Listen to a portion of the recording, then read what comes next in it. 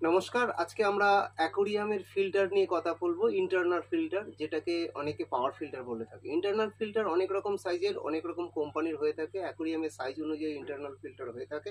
Normally আমরা কোনো দোকানে বা কোথাও গেলে পরে যেটা কিনে থাকি, সেটা হচ্ছে কি 15 ওয়ার্ডেরটা বেশি চলে এবং ওটাই কিনে থাকি, বা দোকানদার ওটা দেয়, বা আমরা অনলাইনে গেলে পরে ফিল্টার বলে ওটাকেই সার্চ করি। তো এই 15 ওয়ার্ডের ফিল্টারটাই সব থেকে বেশি চলে। এছাড়া বিভিন্ন ওয়ার্ড আছে, 30 ওয়ার্ড, 25 ওয়ার্ড আর অন্যান্য আছে।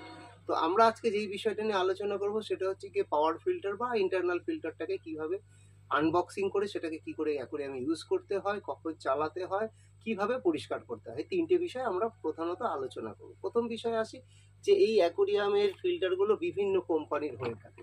এই কোম্পানিগুলো দেখছেন, এছাড়াও আরও অন্যান্য বিভিন্ন কোম্পানির হয়ে থাকে। তো আমরা একটা ফিল্টারকে আনবক্সিং করব এবং এই ফিল্টারটা কিভাবে সেট আপ করতে হবে, কিভাবে পরিষ্কার করতে হবে, সেটা আপনাদের দেখাবো। প্রথমে আসছি, ফিল্টারটা এরকম একটা বক্সে আসবে। এই বক্সটার থেকে খুললে পরে প্রথমে একটা পাইপ পাওয়া যাবে। পাইপের মাথায় এরকম একটা নব থাকতেও পারে, নাও থাকতে পারে, এটার প্রয়োজন খুব বেশি নেই। এরপরে আসছি হচ্ছে কি ফিল্টারটা এইরকম দেখতে হয় ন্যাচারালি। এই ফিল্টারটা আমাদের এখানটায় এইরকম সাকার জায়গা রয়েছে, এই সাকারটা গিয়ে কাচের গায়ে এইভাবে লেগে যাবে। ঠিক আছে, এটা হচ্ছে পাওয়ার দিতে হবে আমাকে। আর এইখান থেকে জলটা উঠবে, উঠে এখান থেকে বেরোবে। এবার জলটা স্পিডটা বাড়ানোর জন্য অনেক সময় এখান থেকে বাউন্স বার করানোর জন্য আমরা কি করি, যেই পাইপটা ওখানে দেওয়া হয়েছে এই মাথাটা খুলে ওই পাইপটাকে এখানে ঢুকিয়ে দেবো। দিয়ে ওই পাইপটাকে আমরা সোজা এইভাবে বার করে দেবো। কখনো এইভাবে রাখবো না, তাহলে পরে জলের উচ্চতা থেকে নিচে থাকলে পরে এখান থেকে উল্টো জল অ্যাকুরিয়াম থেকে বেরিয়ে যাবে। ওই জন্য আমরা সবসময় এটাকে এইভাবে রেখে দেবো, আর এখান থেকে ফোর্স বেরোবে। প্রতি সপ্তাহে উইকলি এটাকে খুলতে হবে, পরিষ্কার করতে হবে। কীভাবে করতে হবে, এই যে নবটা রয়েছে এই সোজা এটাকে চাপ দিতে হবে।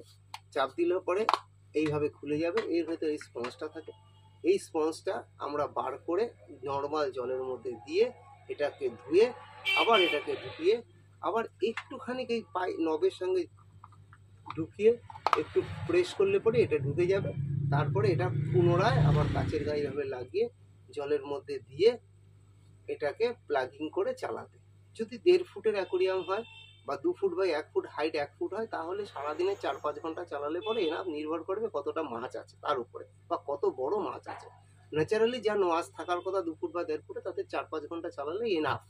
তো এই ফিল্টারটা আজকে আমরা পাওয়ার ফিল্টার নিয়ে আলোচনা করলাম, পাওয়ার ফিল্টার কীভাবে থাকে। নেক্সট আমরা আলোচনা করব স্পঞ্জ ফিল্টার বা অন্যান্য ফিল্টার নিয়ে। নমস্কার।